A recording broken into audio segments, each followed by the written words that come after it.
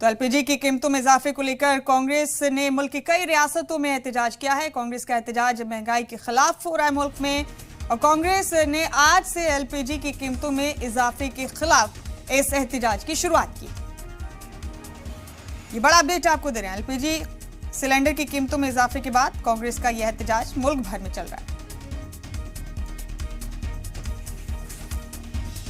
ये बड़ा अपडेट है, बड़ी खबर जो आपको दे रहे हैं। कांग्रेस ने महंगाई के खिलाफ मुल्क भर में अपना एहतजाज शुरू किया है। एलपीजी की बढ़ी हुई कीमतों को लेकर ये एहतजाज किया जा रहा है।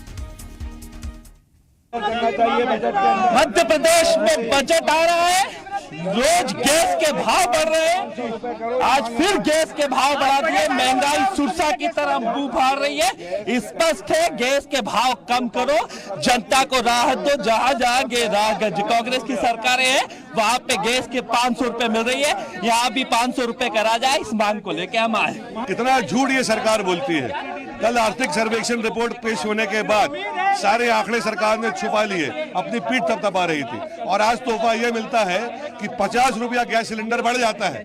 तो ये कौन सा आर्थिक